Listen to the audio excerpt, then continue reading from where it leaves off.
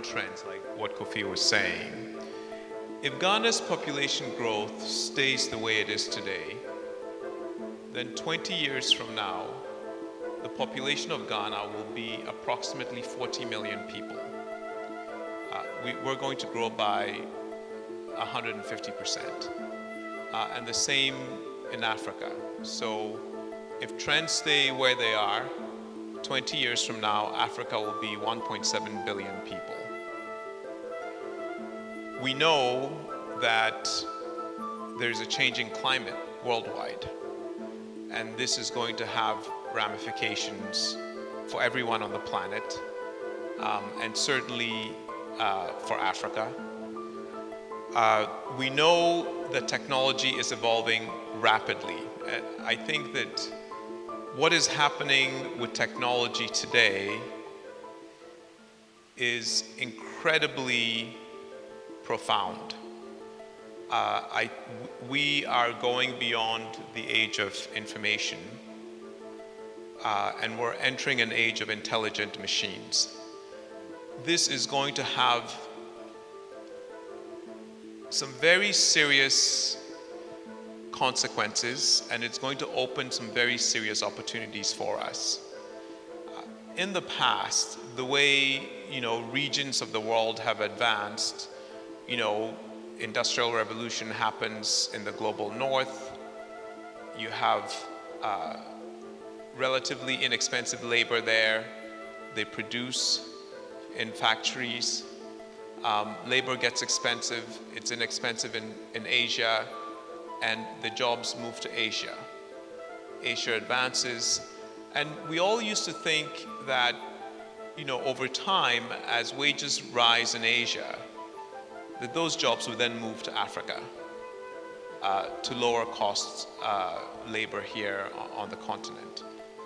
With the rise of intelligent machines, that is no longer guaranteed. The jobs might move to be done by robots that are very capable. And this technology is here today. So, and I'll give you an example. A month ago,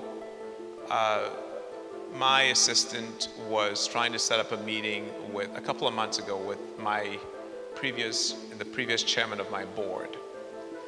And so he has this email conversation with my board chair's assistant, and they finally agree on a time for this phone call to happen, and the phone call happens.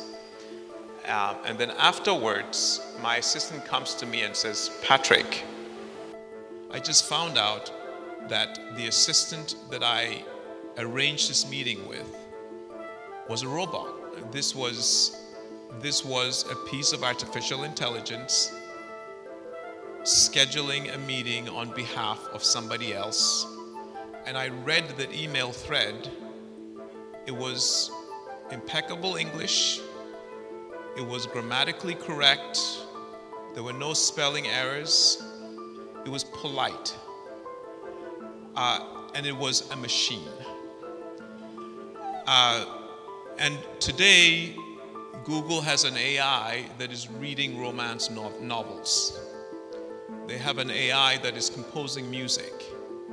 The world that we're entering, that is already here today, is going to be profoundly different than the world that I grew up in.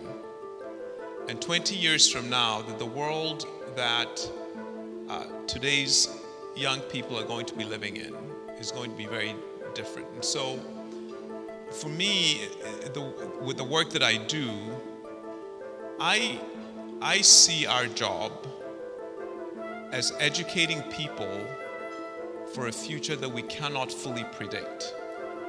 And the way to do that is to educate people to be analytical, to be creative, to be flexible, and to be open to new ideas and new things.